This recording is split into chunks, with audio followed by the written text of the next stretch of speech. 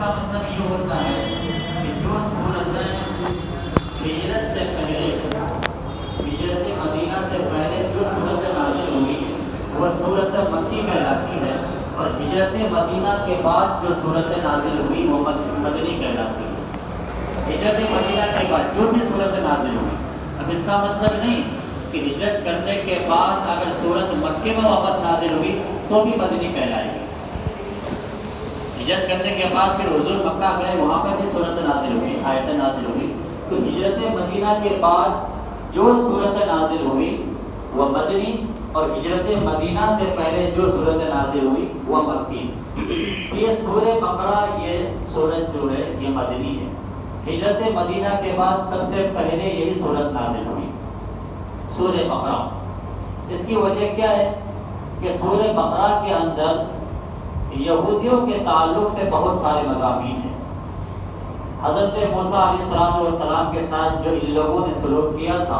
اللہ تعالیٰ کی اور حضرت موسیٰ علیہ السلام کی جو نافرمانیاں کی تھی، ان کے تعلق سے اس صورت میں مضامین موجود ہیں۔ چونکہ مدینہ کے اندر یہودی بہت سارے تھے اور ان کی اصلاح کرنا مقصود تھا، اور ان کی غلطیوں کو یاد دلانا مقصود تھا کہ دیکھو تم اس طرح کیا کرتے تھے، تو موسیٰ علیہ السلام کے ساتھ اس طرح پیش آیا کرتے تھے۔ تو اللہ تبارک و تعالیٰ نے جو بنی اسرائیل پر نعمتیں اتاری تھی اور جو فضل و احسان فرمایا تھا، اس کے بدلے میں ان لوگوں نے ناشکری کی تھی، ان کے تعلق سے سورہ بقرہ کے اندر بہت سارے مضامین ہیں۔ اچھا، سورہ بقرہ کی کچھ فضیلتیں سن لیجئے۔ حضرت ابو امامہ باہلی رضی اللہ تعالیٰ عنہ بیان فرماتے ہیں کہ حضور صلی اللہ علیہ وسلم نے ارشاد فرمایا کہ قرآن پاک کی تلاوت کیا کرو، قرآن پاک کی تلاوت کیا کرو، اس لیے کہ قیامت کے دن قرآن اپنے پڑھنے والے کی شفاعت کرے گا۔ اور پھر ارشاد فرمایا کہ قرآن کریم کی 2 روشن سورتوں کی تلاوت کیا کرو، اس لیے کہ وہ 2 روشن سورتیں قیامت کے دن ایسے آئیں گی جیسے 2 بادل آتے ہوں، یا 2 سائبان، یا 2 اڑتے ہوئے پرندوں کی قطار آئیں گی، اور آنے کے بعد اپنے پڑھنے والے کی بخشش فرمائیں گی۔ وہ 2 روشن صورتیں جو ہے وہ سورہ بقرہ ہے اور سورہ آل عمران ہے، تو اس کی بھی تلاوت کیا کرو۔ پھر حضور نے فرمایا کہ اس کی تلاوت میں برکتیں ہیں کہ اگر تم اس کی تلاوت کرتے رہو گے، تمہارے گھروں میں، تمہارے مکانوں میں برکتوں کا نزول ہوگا، اور اس کی تلاوت نہ کرنے میں حسرت ہے، یعنی تم اس کی برکتوں سے محروم ہو جاؤ گے۔ اور حضرت ابو ہریرہ رضی اللہ تعالیٰ عنہ بیان فرماتے ہیں کہ حضور نے فرمایا کہ اپنے گھروں کو قبرستان نہ بنایا کرو، یعنی اپنے گھروں میں بھی عبادتیں کیا کرو، نمازیں پڑھا کرو، قرآن کی تلاوتیں کیا کرو، اپنے گھروں کو قبرستان نہ بنایا کرو۔ پھر فرمایا جس گھر میں سورہ بقرہ کی تلاوت ہوتی ہے، شیطان اس گھر سے دور بھاگ جاتا ہے، شیطان اس گھر سے دور بھاگ جاتا ہے۔ اور پھر حضرت ابو ہریرہ رضی اللہ تعالیٰ عنہ سے مروی ہے کہ حضور صلی اللہ علیہ وسلم نے ارشاد فرمایا کہ ہر چیز کی ایک بلندی ہوتی ہے، ہر چیز کی ایک چوٹی ہوتی ہے، پہاڑ کی چوٹی ہوتی ہے، بلڈنگ کی چوٹی ہوتی ہے، ہر چیز کی ایک بلندی ہوتی ہے، اور قرآن کریم کی بلندی یہ سورہ بقرہ ہے، اور قرآن کریم میں یہ سورہ بقرہ سب سے لمبی سورت ہے، تو سب سے زیادہ مضامین بھی اسی میں ہوں گے، سب سے لمبی سورت ہے۔ حضور صلی اللہ علیہ وسلم نے فرمایا کہ ہر چیز کی ایک بلندی ہے، اور قرآن کریم کی بلندی سورہ بقرہ ہے، اور سورہ بقرہ کے اندر ایک ایسی آیت ہے جو قرآن کریم کی تمام آیتوں کے سردار ہے۔ سورہ بقرہ کے اندر ایک ایسی آیت ہے جو قرآن کریم کے تمام آیتوں کے سردار ہے، اور وہ آیت ہے آیت الکرسی، وہ آیت ہے آیت الکرسی۔ اگر کوئی شخص نماز کے بعد آیت الکرسی پڑھتا رہے گا تو اللہ کے نبی فرماتے ہیں کہ اللہ تعالیٰ اس پر جنت کو واجب فرما دے گا۔ سبحان اللہ۔ تو آیت الکرسی کی تلاوت کیا کریں۔ یہ تو فضیلتیں ہوئی، اور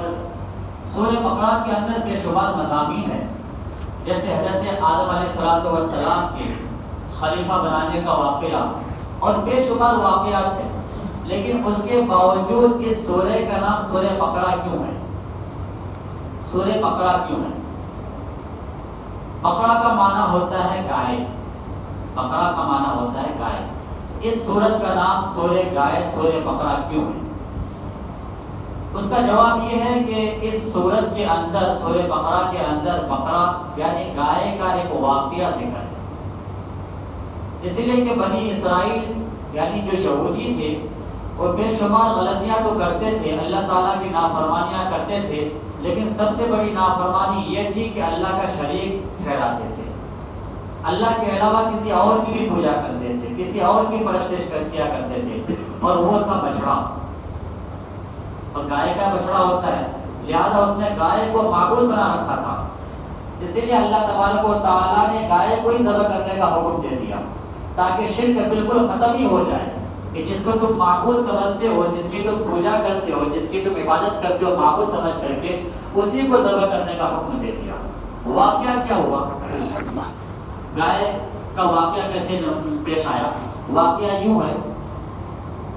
اور قرآن کریم میں آگے اس کا ذکر فرمایا، وَإِذْ قَالَ إِبْرَاهِيمُ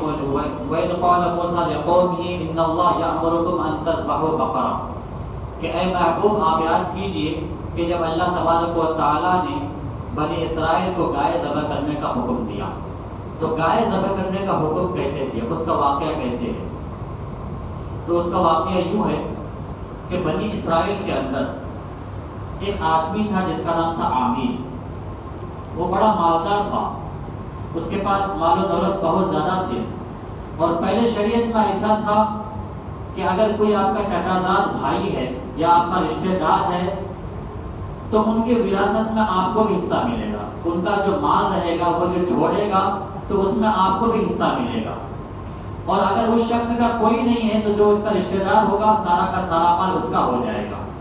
تو عامر نامی وہ شخص تھا، بڑا مالدار تھا، تو ان کے عزیز نے، ان کے رشتہ داروں نے ان کو قتل کر دیا، عامر نامی شخص کو قتل کر دیا، اور قتل کرنے کے بعد اس کی لاش کو لے جا کر کے دوسری بستی میں پھینک دیا، اور پھر یہی لوگ شور کرنے لگے، جن لوگوں نے قتل کیا تھا یہی لوگ شور کرنے لگے کہ ہمیں اس کا خون بہا چاہیے، جن لوگوں نے قتل کیا ہے ہمیں ان سے ان سزا چاہیے اور خون بہا چاہیے۔ اب ان کا مقصد دو تھا، ان کو قتل کر دیا تو ان کا سارا مال انہی کا ہو جائے گا، اور پھر ان کے قتل کرنے کی وجہ سے جن پر الزام لگے گا تو خون بہا بھی، یعنی قتل کرنے کی وجہ سے جو رقم ملتی ہے اس کو خون بہا کہتے ہیں، خون بہا بھی مل جائے گا، دونوں طرف سے مال اکٹھا ہو جائے گا۔ یہ سوچ کر ان لوگوں نے ان کی لاش کو دوسرے گاؤں میں پھینک دیا اور ان لوگوں پر الزام لگا دیا کہ تم لوگوں نے قتل کیا ہے میرے بھائی کو، میرے رشتہ دار کو، لہٰذا ہمیں خون بہا چاہیے۔ اب سامنے والے گاؤں جو گاؤں والے تھے ان لوگوں نے کہا کہ ہم نے قتل نہیں کیا، یہ بات بہت بڑھ گئی اور بہت جھگڑے کا باعث بن گئی، فتنہ فساد ہونے والا تھا، بہت بڑی بات ہو گئی۔ بالآخر سارے لوگ اکٹھا ہو کر کے حضرت موسیٰ علیہ السلام کے پاس آئے اور کہنے لگے کہ ایسا ایسا معاملہ ہو گیا ہے، کسی نے ہمارے بھائی کو قتل کر دیا ہے اور ہمیں اس کا انصاف چاہیے، ہمیں خون بہا چاہیے، اور جس نے قتل کیا ہے ہمیں اس کا انصاف چاہیے۔ حضرت موسیٰ علیہ السلام کی بارگاہ میں جب ان لوگوں نے فریاد کیا تو موسیٰ علیہ السلام نے ارشاد فرمایا، ان اللہ یأمرکم ان تذبحوا بقرہ، کہ اللہ تعالیٰ تمہیں حکم دیتا ہے کہ تم گائے ذبح کرو، تم گائے ذبح کرو۔ قالوا اتتخذنا ہزوا، وہ لوگ کہنے لگے آپ ہم سے مذاق کرتے ہو، چونکہ ظاہراً یہ بات مذاق والی سمجھ میں آتی ہے کہ ان لوگوں نے کہا کہ ہمیں قاتل کا پتہ چاہیے کہ قاتل کون ہے، مارنے والا کون ہے،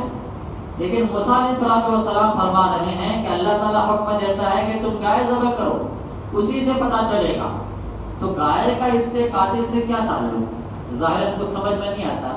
لیکن اللہ تعالیٰ کے ہر کام میں حکمت ہے۔ موسیٰ علیہ السلام نے فرمایا کہ اللہ تعالیٰ تمہیں حکم دیتا ہے تم گائے ذبح کرو، اور گائے ذبح کرنے کے بعد گائے کے کسی ٹکڑے کو مردے پر مار دینا، وہ زندہ ہو کر کے بتا دے گا کہ قاتل کون ہے، زندہ ہو کر کے بتا دے گا کہ قاتل کون ہے۔ تو انہوں نے کہا کہ آپ ہم سے مذاق کرتے ہیں، تو موسیٰ علیہ السلام نے فرمایا اعوذ باللہ ان اکون من الجاہلین، میں پناہ مانگتا ہوں کہ میں جاہلوں جیسا کام کروں، یعنی مذاق کرنا یہ جاہلوں والا کام ہے، اور اللہ کے نبی کو شیبہ اور زیبہ نہیں دیتا ہے کہ وہ مذاق کرے۔ تو جب ان لوگوں کو معلوم پڑ گیا کہ اب گائے ذبح کرنا ہی ہے تو ان کو گائے ذبح کر دینا چاہیے تھا، کوئی بھی گائے لا کر کے ذبح کر دینا چاہیے تھا، لیکن وہ چاہتے تھے کہ کسی طرح یہ حکم ختم ہو جائے، وہ تو صرف پریشان کرنا چاہتے تھے۔ تو ان لوگوں نے کہا قالوا ادع لنا ربك يبدل لنا ما هي، کہ اے اللہ کے نبی آپ اپنے رب سے کہیے کہ وہ گائے کیسی ہونی چاہیے۔ یہاں پہ بھی جملہ دیکھیے، یہ نہیں کہا کہ ہمارے رب سے پوچھئے کہ گائے کیسی ہونی چاہیے، بلکہ انہوں نے کہا کہ اپنے رب سے پوچھئے۔ کیا جو موسیٰ علیہ السلام کا رب تھا ان کا رب نہیں تھا؟ لیکن یہ سوء ادب تھا، ان کی بے ادبی تھی کہ ان لوگوں نے کہا کہ آپ اپنے رب سے پوچھئے کہ وہ گائے کیسی ہونی چاہیے۔ قال انا بقرۃ لا فارض ولا بکر عوان بین ذلک فافعلوا ما تؤمرون۔ تو موسیٰ علیہ السلام نے فرمایا کہ وہ گائے ایسی ہونی چاہیے کہ نہ زیادہ بوڑھی ہو اور نہ ہی زیادہ بچہ ہو، یعنی نہ زیادہ عمر کا ہو نہ کم عمر کا ہو، بیچ والا ہو۔ فافعلوا ما تؤمرون، اللہ تعالیٰ نے تمہیں حکم دے دیا ہے اس پر جلدی کرو۔ موسیٰ علیہ السلام نے بیان فرما دیا کہ نہ زیادہ کم عمر والی ہو نہ زیادہ عمر والی ہو بلکہ بیچ والی ہو، تم کام میں جلدی کرو۔ اس کے باوجود ان دونوں مانا نہیں۔ پھر انہوں نے کہا قالوا ادع لنا ربك يبدل لنا ما لونها، اب انہیں گائے ذبح کر دینا چاہیے تھا، لیکن انہوں نے کہا کہ ذرا یہ بتائیے اپنے رب سے پوچھئے کہ وہ گائے کا رنگ کیسا ہونا چاہیے، جو گائے ذبح کرنا ہے اس کا رنگ کیسا ہونا چاہیے۔ تو موسیٰ علیہ السلام نے فرمایا بقرۃ صفراء فاقع لونها تسر الناظرین، کہ اللہ تعالیٰ فرماتا ہے کہ وہ گائے بالکل پیلی ہونی چاہیے، اس کا رنگ پیلا ہونا چاہیے اور بالکل خوبصورت ہونا چاہیے، تسر الناظرین، جو دیکھنے والوں کو خوش کر دے، ایسی گائے ہونی چاہیے۔ اب ذرا آپ بتائیں کہ پیلی گائے آپ لوگوں نے دیکھا کہ پیلی گائے ہوتی ہے؟ نہیں ہوتی ہے۔ پیلی گائے، پیلا رنگ گائے کا جانور کا نہیں ہوتا، گائے اور جانور کا اور جانور کو نہیں ہوتا۔ جب موسیٰ علیہ السلام نے بیان فرما دیا کہ وہ گائے بالکل پیلی ہونی چاہیے اور دیکھنے میں خوبصورت ہونی چاہیے، تب ان کو تلاش کر لینا چاہیے، ڈھونڈ لینا چاہیے۔ اس کے باوجود وہ کہتے ہیں قالوا ادع لنا ربك يبدل لنا ما هي ان البقرة تشابه علينا، کہ آپ اپنے رب سے پھر سے پوچھئے کہ وہ گائے کیسی ہونی چاہیے، ہمیں تو مشابہ لگ رہا ہے، ہمیں تو مشابہ لگ رہا ہے۔ کیا مشابہ والی بات تھی کہ گائے نہ زیادہ جوان ہو نہ بوڑھی ہو، بیچ والی ہو اور اس کا رنگ پیلا ہو؟ یہ تو واضح نشانی تھی، ان کو تلاش کر لینا چاہیے تھا۔ اس کے باوجود یہ کہہ رہے ہیں کہ ہمیں مشابہ لگ رہا ہے، ہمیں سمجھ میں نہیں آ رہا ہے کیسی گائے ہونی چاہیے۔ وَإِنَّا إِنشَاءَ اللَّهُ لَمُهْتَدُونَ، اب اگر آپ کوئی نشانی بتا دیں گے تو اللہ تعالیٰ چاہے گا تو ہم اس کو پا جائیں گے۔ اب انہوں نے انشاءاللہ کہا تو موسیٰ علیہ السلام نے فرمایا لا ضرور تثیر الارض ولا تسقی الحرث، وہ گائے ایسی ہونی چاہیے جسے نہ کھیت میں جوتا گیا ہو اور نہ جس سے کھیت کو سینچا گیا ہو نہ ہل جوتا گیا ہو، ایسی گائے ہونی چاہیے۔ جب حضرت موسیٰ علیہ السلام نے ساری نشانیاں بیان کر دی اور فرمایا کہ اس کے اندر کوئی عیب نہیں ہونی چاہیے، ساری نشانیاں ہونی چاہیے، جب انہیں معلوم ہو گیا تو کہنے لگے قالوا الآن جئت بالحق، اب آپ نے سچ کہا، ساری نشانیاں پوری ہو گئی۔ اب یہ لوگ اس گائے کو تلاش کرنے لگے، اب یہ گائے ملے گی کیسی؟ ایسی ساری باتیں اس کے اندر ہو جو گائے پیلی ہو اور نہ زیادہ بوڑھی ہو نہ زیادہ بچی ہو اور نہ کھیت میں جوتا گیا ہو نہ سینچا گیا ہو، ایسی گائے انہیں ملے گی کیسی؟ تو ان اطراف میں ان جیسی گائے صرف ایک ہی تھی، ایک ہی گائے تھی اور ایک ہی انسان کے پاس وہ گائے تھی۔ اس کا واقعہ یوں ہے کہ بنی اسرائیل میں ایک نیک آدمی تھا، ایک نیک آدمی تھا، بڑا عبادت گزار تھا لیکن بڑا غریب بھی تھا۔ ان کے انتقال کا وقت قریب آیا، ان کے پاس صرف ایک ہی گائے کا بچہ تھا، گائے کا بچہ تھا، چھوٹی سی بچہ تھی۔ جب ان کے انتقال کا وقت آیا، ان کا ایک چھوٹا لڑکا بھی تھا، تو انہوں نے اپنی اہلیہ سے کہا کہ دیکھو میرا انتقال ہونے جا رہا، میرا انتقال ہو جائے گا، میرا جب انتقال ہو جائے تو یہ جو گائے کا بچہ جو ہے نا اسے جنگل میں چھوڑ دینا اور اللہ کے حوالے کر دینا، جنگل میں چھوڑ دینا اور اللہ کے حوالے کر دینا، اور جب میرا بچہ جوان ہو جائے، بڑا ہو جائے، عقل مند ہو جائے تو پھر میرے بچے کو کہنا کہ جا کر کے اس گائے کو لے کر کے آ جائے۔ یہ کہا، اس نے کہا اور ان کا انتقال ہو گیا۔ اب یہ بچہ جب جوان ہو گیا تو ان کی ماں نے کہا کہ اے میرے بیٹے، کہ تمہارے والد نے ایک گائے کا بچہ جنگل میں چھوڑ دیا تھا، اللہ کے حوالے کر دیا تھا، اور اس کی نشانیاں یہ ہے، تم جا کر کے اس گائے کو پکارو اور اللہ تعالیٰ کی قسم دے کر کے انہیں پکارو، وہ گائے آ جائے گی۔ چنانچہ یہ بچہ گیا، یہ لڑکا گیا جو جوان ہو چکا تھا اور اپنے ماں باپ کا فرما بردار تھا، وہ جنگل میں گیا اور اس نے گائے کو آواز دی، قسم دے کر کے وہ گائے دوڑتے ہوئے آ گئی، اور یہ وہی گائے تھی جو بالکل خوبصورت تھی، جس کا رنگ بالکل پیلا تھا، وہی گائے تھی۔ وہ لڑکا اس گائے کو لے کر کے آیا اپنی ماں کی خدمت میں۔ ان کی ماں نے کہا بیٹا ہم تو غریب ہیں، اور جاؤ اس گائے کو بازار میں بیچ کر کے آؤ، اور اس کی قیمت 3 دینار لگانا، اس کی قیمت 3 دینار لگانا۔ اس زمانے میں، اس وقت میں گائے کی قیمت 3 دینار کی تھی۔ تو ماں نے کہا بیٹا اس کو بیچ کر کے آؤ اور اس کی قیمت 3 دینار لگانا۔ ہاں ایک بات یاد رکھنا کہ جب قیمت طے ہو جائے، جب قیمت طے ہو جائے تو پھر سے آ کر کے مجھ سے پوچھ لینا، قیمت طے ہو جائے تو مجھ سے آ کر کے پوچھ لینا۔ تو بیٹا لے کر کے گیا گائے کو بازار میں بیچنے کے لیے۔ فرشتہ اللہ تبارک و تعالیٰ نے بھیجا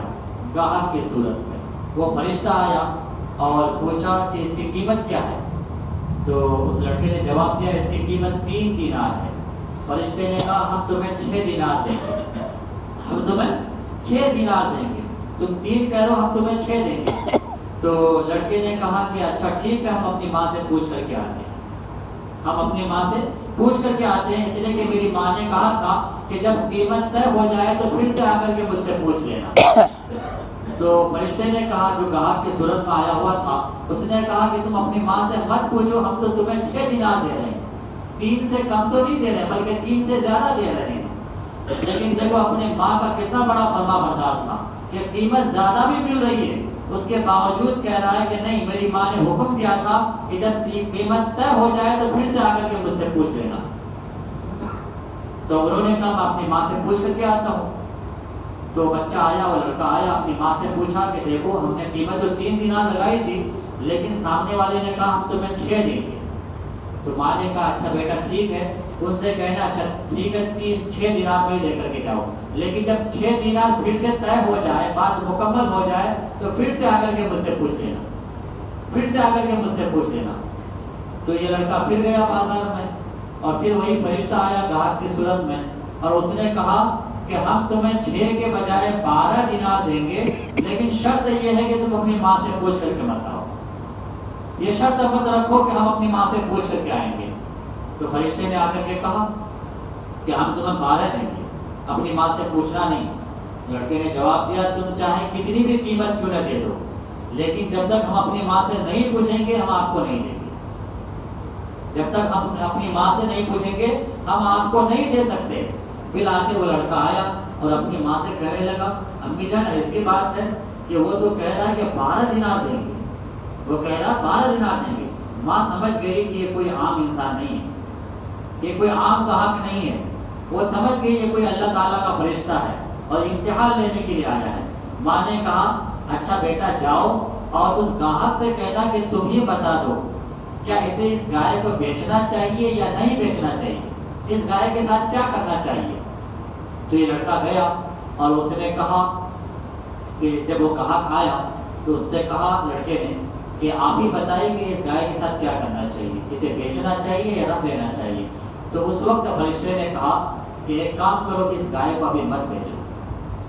عنقریب بنی اسرائیل کے کچھ لوگ آئیں گے اس گائے کو تلاش کرنے کے لیے، اس گائے کو ڈھونڈنے کے لیے آئیں گے، اس گائے کی تلاش کریں گے، اور جب وہ لوگ یہاں آ جائیں اور اس کی قیمت پوچھیں کہ اس کی قیمت کیا ہے، وہ لوگ خریدنا چاہیں تو تم بتانا کہ اس گائے کے کھال کے اندر جتنا سونا جمع ہو جائے یہ اس کی قیمت ہے،